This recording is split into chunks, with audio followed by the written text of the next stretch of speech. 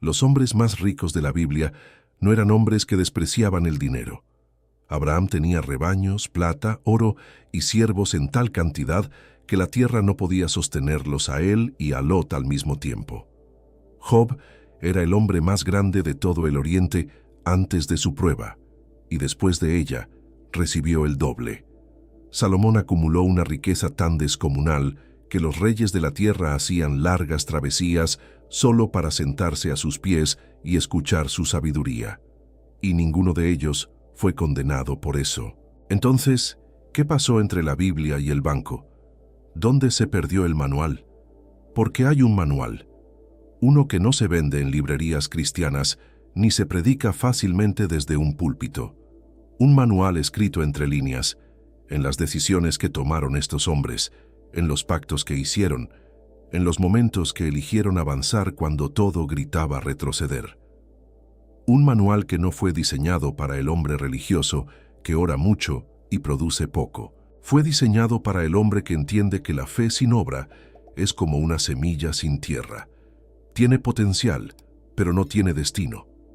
Ese manual es lo que estás a punto de recibir, no como teoría, no como motivación barata, sino como lo que realmente es, una transmisión directa de principios que han funcionado durante milenios y que siguen funcionando hoy, en mercados, en empresas, en despachos, en emprendimientos que empezaron con nada y llegaron a algo que la lógica humana no podía explicar del todo. Si estás construyendo algo, o si llevas tiempo intentando construirlo y sientes que hay una pieza que falta, comenta abajo: quiero el manual completo, porque lo que vas a escuchar no es para todo el mundo, es para los que están listos para recibirlo. Y si aún no formas parte de esta comunidad, este es el momento, no el próximo video, no la próxima semana. Ahora, porque los mensajes que vienen después de este van a requerir que ya estés aquí. El primer mandamiento: muévete antes de que el camino aparezca. Abraham no tenía GPS, literalmente, pero también metafóricamente. No tenía plan de negocios, no tenía estudio de mercado, no tenía análisis de riesgo. Tenía una instrucción que desde afuera parecía absurda: sal de tu tierra, de tu parentela y de la casa de tu padre, a la tierra que te mostraré. Nota lo que no dijo Dios, no dijo a dónde iba, dijo que se lo mostraría. Después, durante el camino. El empresario moderno está obsesionado con la claridad antes de moverse. Quiere saber el destino, el mapa, el tiempo estimado de llegada, el plan B y el plan C antes de dar el primer paso. Y mientras hace todos esos cálculos, alguien con menos preparación pero más disposición ya está 3 pasos adelante, aprendiendo lo que ningún libro le podría haber enseñado. Abraham salió, y fue en el camino que el destino se reveló. Hay un principio eterno aquí que el mundo empresarial llama aprendizaje iterativo y que la Biblia llama fe. Son la misma cosa vista desde ángulos diferentes. No es irresponsabilidad. Abraham no era un impulsivo sin criterio. Era un hombre que había aprendido a distinguir la voz que llama hacia adelante de la voz que paraliza con miedo, disfrazado de prudencia. Esa distinción lo es todo. Porque hay 2 tipos de no estoy listo en la vida del empresario. El primero es genuino. Todavía falta información, todavía falta capital, todavía falta capacidad técnica. El segundo es una mentira que se repite tan seguido que empieza a sonar como sabiduría. Y la diferencia entre los dos es incómoda de admitir, porque uno te libera y el otro te mantiene seguro, que no es lo mismo que estar bien. El mandamiento no es actúa sin pensar. El mandamiento es, cuando la instrucción llega con claridad, la obediencia no espera a que la lógica la acompañe. La fe que solo avanza cuando todo está garantizado no es fe, es cálculo con lenguaje espiritual. ¿Cuántas veces has sabido que debías moverte y elegiste esperar? No por falta de recursos, sino por algo más difícil de confesar: miedo a equivocarte delante de los que te observan. El peso de los ojos ajenos es la cadena más invisible y más pesada que existe. Abraham dejó su tierra, no solo geográficamente, Dejó la opinión de los que lo conocían. Eso es lo que pocos mencionan. El segundo mandamiento: administra lo ajeno antes de reclamar lo propio. José tenía 17 años cuando fue vendido por sus hermanos. Terminó en Egipto como esclavo, en la casa de Potifar. Y ahí, en ese lugar que ningún hombre elegiría, hizo algo que define a los que están destinados a administrar grande. Administró bien lo pequeño. No esperó tener su propia empresa para demostrar que podía manejar una empresa. Administró la casa ajena con tanta excelencia que Potifar no supervisaba nada, porque José ya lo hacía mejor de lo que él mismo lo haría. Eso es lo que el mundo moderno llama integridad operativa. Y es más raro de lo que parece. Hay una ilusión muy extendida entre los emprendedores jóvenes. La idea de que la excelencia llega con el poder, que uno se convierte en buen líder cuando tiene algo propio que liderar. Pero la historia de José destruye esa ilusión por completo.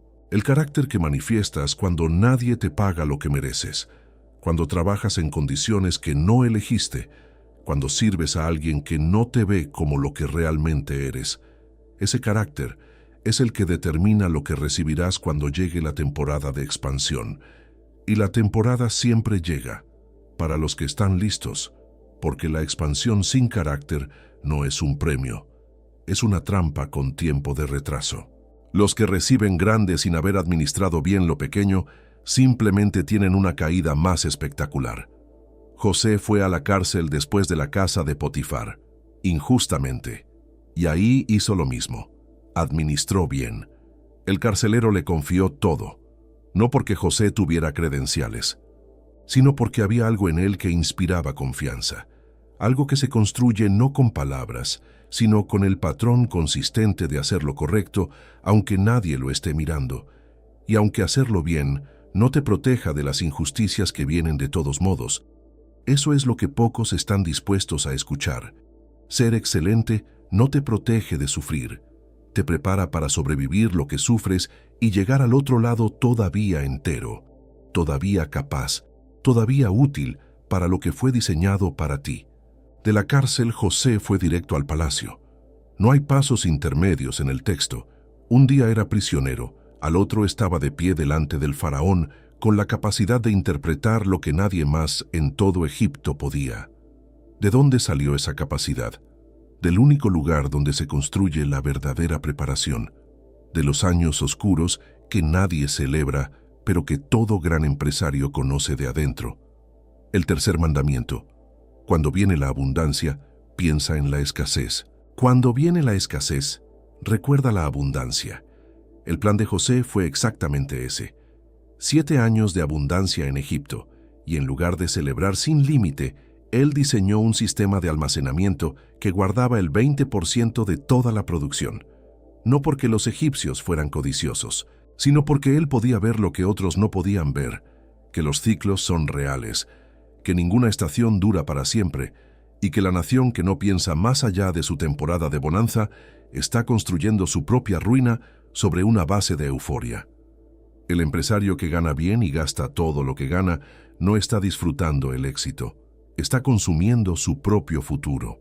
Y cuando llegan los 7 años de vacas flacas, que siempre llegan, porque los mercados tienen memoria cíclica y la economía no hace excepciones sentimentales, ese empresario no tiene reservas, no tiene margen de maniobra, no tiene aire para respirar mientras el ciclo se acomoda.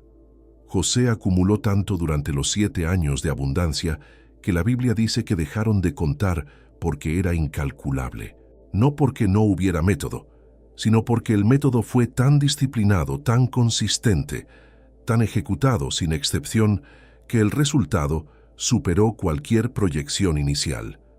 Esa es la magia que no aparece en los libros de finanzas personales. La consistencia sostenida en el tiempo produce resultados que la inteligencia sola no puede alcanzar. Y cuando llegó la escasez, que llegó exactamente como José había visto en el sueño, Egipto tenía pan, mientras todo el mundo conocido sufría hambre. Toda la tierra llegó a Egipto a comprar, incluyendo los hermanos que lo habían vendido como esclavo. El ciclo completo, la restauración total, la reivindicación silenciosa de cada año que nadie vio, de cada decisión que nadie aplaudió, de cada noche que debió haber parecido sin sentido. ¿Has pasado por algo parecido? ¿Un tiempo largo de siembra sin cosecha visible, de trabajo sin reconocimiento, de fe sin confirmación inmediata? Cuéntamelo abajo, porque los que han pasado por eso son los únicos que entienden en carne propia lo que significa recibir después de haber esperado. El cuarto mandamiento: la red de alianzas vale más que el talento individual. Hay un hombre en la Biblia al que casi nadie recuerda cuando se habla de prosperidad bíblica. Se llama Jonatán, hijo del rey Saúl. Y lo que hizo con David representa uno de los principios más poderosos y menos enseñados del mundo empresarial sagrado. Construyó una alianza con alguien a quien el sistema quería destruir antes de que ese alguien llegara al poder. No después, antes. Jonatán reconoció algo en David que ni el propio David podía ver todavía con claridad. Reconoció el ungimiento, el carácter, el tipo de persona que estaba destinada a llegar a lugares que el sistema no podía contener. Y en lugar de competir, porque técnicamente David era una amenaza directa a la sucesión del trono que le correspondía a él, Jonatán hizo un pacto, le entregó su manto, su armadura, su espada, su arco y su cinturón. En lenguaje bíblico, eso no es solo poesía, es transferencia de posición, es reconocer a alguien antes de que el mundo lo reconozca. El empresario que está esperando conectarse con personas de alto valor solo cuando él mismo ya tenga alto valor, está calculando mal el tiempo. Las alianzas más transformadoras de la historia del mundo de los negocios se construyeron antes del éxito, no después. Porque después de que el éxito llega, las motivaciones de quienes quieren conectar contigo se contaminan de interés. Pero el que se acercó antes, el que apostó por ti cuando no eras garantía, ese tiene un lugar diferente en tu historia. ¿Quién está apostando por ti ahora, antes de que llegues? ¿Y por quién estás apostando tú antes de que ellos lleguen? Hay también el principio de la red de Nehemías, un hombre que no era rey, no era profeta, no era sacerdote, era copero, un funcionario de palacio con acceso estratégico a un rey persa. Y cuando recibió el llamado de reconstruir Jerusalén, lo primero que hizo no fue salir a predicar ni a motivar a las masas. Lo primero fue hacer algo que la mayoría de los emprendedores subestima completamente: mapear quién tenía qué. Pidió cartas de acceso, pidió recursos madereros, pidió protección en el camino. Convirtió su posición de influencia en capital real para una misión que lo superaba. Nehemías tenía una visión grande, pero tenía también algo que la visión sola no puede reemplazar: inteligencia relacional. La capacidad de entender que el proyecto más noble del mundo no avanza sin las personas correctas en los momentos correctos. El talento individual tiene un techo, la red correcta no tiene techo visible. El quinto mandamiento: el diezmo no es un impuesto religioso, es un principio de flujo. Aquí es donde muchos van a incomodarse, no porque el tema sea nuevo, sino porque está lleno de capas que la religión ha pintado de colores que no son los originales. Abraham, antes de la ley de Moisés, antes del sistema levítico, antes de cualquier mandamiento escrito, encontró a Melquisedec, rey de Salem, sacerdote del Dios Altísimo, y le dio el diezmo de todo. No porque alguien se lo ordenara, no porque hubiera un sistema religioso que lo exigiera, sino porque Abraham entendía algo que trasciende la economía religiosa y que vive en el corazón mismo de cómo funciona la prosperidad. Lo que fluye hacia afuera con gratitud crea espacio para que fluya más hacia adentro. El dinero que se retiene con miedo no crece. El dinero que se invierte con fe multiplica.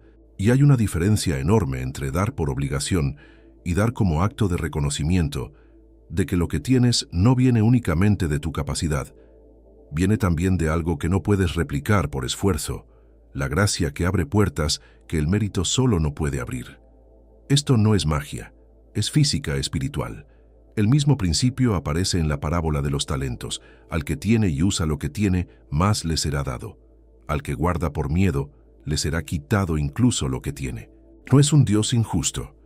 Es una descripción de cómo funciona el flujo en un universo diseñado para la abundancia generativa.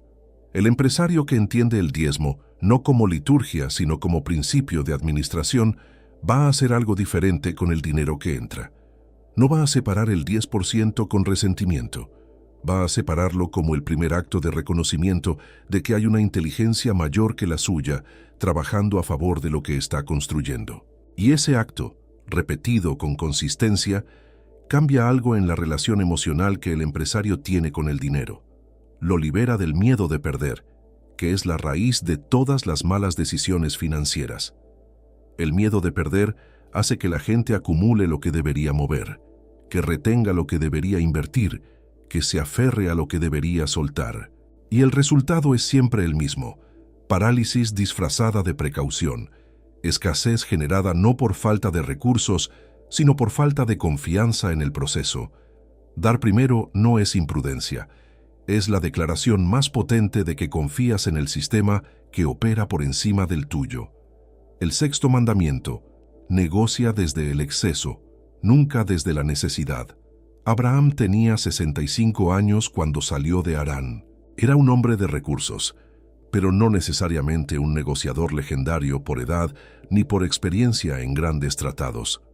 Sin embargo, cuando llegó a Canaán y necesitó tierra para sepultar a Sara, hizo algo que los mejores negociadores del mundo empresarial moderno reconocerían inmediatamente como maestría. Se le ofreció la cueva de Macpela de regalo. Efrón, el heteo, le dijo que la tierra valía 400 siclos de plata, pero que entre amigos podía ser sin costo. Abraham no lo aceptó. Insistió en pagar el precio completo y lo pagó en presencia de todos los que estaban en la puerta de la ciudad, el equivalente bíblico de firmar un contrato delante de testigos y ante el registro público. ¿Por qué rechazó el regalo? Porque Abraham sabía algo que los emprendedores que operan desde la necesidad nunca aprenden. Cuando recibes algo que no pagaste, alguien tiene una deuda contigo que puede ser cobrada en el momento más inconveniente. Abraham no quería que nadie pudiera decir que lo había enriquecido. Quería que la posesión fuera irrebatible, limpia, comprada al precio de mercado, sin deuda emocional ni obligación implícita con ningún hombre. Eso es negociar desde el exceso, no desde la desesperación de quien necesita el trato a cualquier costo. El empresario que negocia desde la necesidad acepta condiciones que no debería aceptar, cede terreno que no debería ceder, se apresura en momentos que deberían ser lentos y se paraliza en momentos que deberían ser rápidos. Todo porque la urgencia distorsiona el juicio, y la urgencia generalmente viene de no haber preparado reservas, de no haber practicado el mandamiento anterior. Hay una paz que viene de tener opciones, y esa paz es la que cambia la postura en una negociación, no la arrogancia. La arrogancia es miedo con máscara de poder, sino la calma de quien sabe que puede retirarse si el trato no sirve a sus valores y a su visión, porque no depende de ese trato para sobrevivir este mes. Esa es la diferencia entre el hombre que cierra buenos tratos y el que cierra los tratos que puede, entre el que construye y el que apenas aguanta. El séptimo mandamiento: el sábado no es descanso, es revelación. Aquí viene el que más resistencia va a generar, porque vivimos en una cultura que glorifica la productividad continua como si fuera virtud. Los que duermen poco se presentan como guerreros. Los que trabajan sin parar se exhiben como dedicados. Y los que se detienen, los que realmente se detienen, a veces son vistos como débiles, como que no quieren tanto como los demás. La Biblia dice algo que contradice todo eso con una calma que desconcierta. Dios descansó. El creador del universo, después de 6 días de creación, descansó. No porque estuviera agotado, sino porque el descanso es parte del diseño, no una concesión a la debilidad, sino una tecnología de renovación que el sistema nervioso humano necesita para poder procesar, integrar y recibir la revelación que no llega cuando estás corriendo. Las mejores ideas del empresario no llegan durante las reuniones, llegan en la ducha, en el silencio de la mañana. En ese espacio entre dormir y despertar donde la mente liberada de la presión inmediata, puede ver conexiones que la urgencia no le permite ver. El sábado, el principio de la pausa deliberada, es una tecnología de claridad. Y el empresario que no la practica no es más productivo, es más reactivo, más ocupado, menos estratégico, porque la estrategia real requiere perspectiva, y la perspectiva requiere distancia, y la distancia requiere que te detengas aunque todo grite que no puedes detenerte. Los que más necesitan detenerse son exactamente los que sienten que no pueden permitírselo. Eso no es una coincidencia, es la trampa. Nehemías estableció guardias en los muros de Jerusalén durante el sábado para proteger el descanso de la gente de los mercaderes que querían aprovechar el día para vender. Defendió activamente el tiempo de pausa, porque entendía que una comunidad que no descansa no puede construir con excelencia, solo puede reparar emergencias y sobrevivir, que es muy diferente a prosperar. La pausa es productiva, el silencio habla, el descanso recarga lo que el esfuerzo no puede crear. Hay un momento en la vida de todo empresario que nadie fotografía. No está en los catálogos de éxito, ni se menciona en las entrevistas de podcast cuando el invitado quiere sonar inspirador. Es el momento en que la persona que está construyendo algo mira todo lo que ha construido hasta ahora y tiene una pregunta silenciosa, casi vergonzosa de admitir. ¿Para qué es todo esto, realmente? Los hombres de la Biblia también vivieron ese momento, y lo que hicieron en él es exactamente lo que vamos a recibir ahora. El octavo mandamiento. El propósito de la riqueza es siempre mayor que el que la posee. Cuando los hermanos de José se rinden delante de él en Egipto, sin saber que el hombre más poderoso después del faraón es su hermano, José llora y dice algo que no tiene equivalente en ningún manual moderno. Ustedes pensaron hacerme mal, pero Dios lo cambió en bien para que se salve mucha gente. No habla de su propio ascenso, habla de la vida que fue preservada. El empresario que construye solo para sí mismo tiene un horizonte finito. El que construye para algo más grande que sí mismo tiene acceso a una fuente de motivación que el éxito no puede agotar ni el fracaso puede destruir, porque la razón de existir no depende del resultado del trimestre. El noveno mandamiento. Sé fiel al pacto, incluso cuando el pacto parece romperse. Job perdió hijos, propiedades, salud y reputación. Sus consejeros le ofrecieron la única solución que la lógica humana tiene ante una catástrofe de esa magnitud. Confiesa algún pecado oculto y quizás Dios te restaurará. Job los rechazó con una honestidad brutal. Yo sé que mi Redentor vive, en medio de la pérdida total, sin ver ninguna señal de mejora, sin ninguna garantía de que algo iba a cambiar. Para el empresario, esto tiene una traducción concreta y dolorosa. Hay temporadas en que hiciste todo bien y las cosas igualmente se cayeron. El mercado cambió, el socio traicionó, la crisis llegó cuando menos podías absorberla, y en ese momento se revela quién eres debajo del negocio, si tus valores dependen de los resultados o si son la identidad del carácter que no negocia con las circunstancias. ¿Has pasado por algo parecido? Cuéntamelo abajo. Hay algo que atraviesa los 9 mandamientos como un hilo invisible, el principio de la mayordomía. No en el sentido estrecho en que la religión lo ha reducido, sino en su sentido original. El mayordomo no es dueño de nada, es administrador de lo que pertenece a otro. Esa distinción cambia absolutamente todo. Cuando el empresario opera desde la conciencia de que no es el dueño final de sus recursos, ni del capital, ni del tiempo, ni del talento, su relación con esos recursos cambia de manera radical. Deja de aferrarse a lo que debería mover, de retener lo que debería soltar, de tomar decisiones desde el miedo de perder algo que técnicamente nunca fue solo suyo. Y cuando algo se pierde en el camino, no es una catástrofe existencial, es una parte del proceso que el dueño verdadero conoce mejor que él. Ahora, permíteme contarte algo que podría alegrarle el día a más de uno. Hay un tipo específico de emprendedor cristiano que ora con intensidad feroz durante el servicio del domingo, y el lunes llega a la oficina y trata a su asistente como si el Espíritu Santo hubiera tomado el día libre. Cita, Filipenses 4:13 en sus presentaciones y se comporta en la negociación como si el versículo dijera: todo lo puedo en Cristo, incluyendo bajar el precio de los demás con información que no deberían tener. La Biblia tiene un nombre para esa brecha entre lo que se dice y lo que se hace, y no es un nombre gentil. La gracia existe para las grietas, pero no para ignorarlas.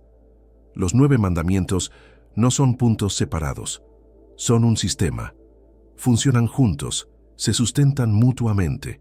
El que practica el primero sin el noveno construye rápido, pero no resiste las tormentas. El que aplica el quinto sin el tercero da generosamente, pero no administra con visión. Y la pregunta que importa no es cuál de los 9 te resulta más fácil, es cuál estás evitando y por qué. Generalmente el que más resistencia genera es el que más se necesita. El cuerpo rechaza el medicamento que va al lugar de la enfermedad, no el que pasa sin tocar nada. El empresario bíblico no era un superhombre espiritual que nunca dudó ni falló. Abraham mintió 2 veces por miedo. David tomó lo que no le pertenecía y pagó un precio generacional por ello. Salomón, el más sabio, terminó idólatra en su vejez. Ninguno era perfecto. Todos fueron usados.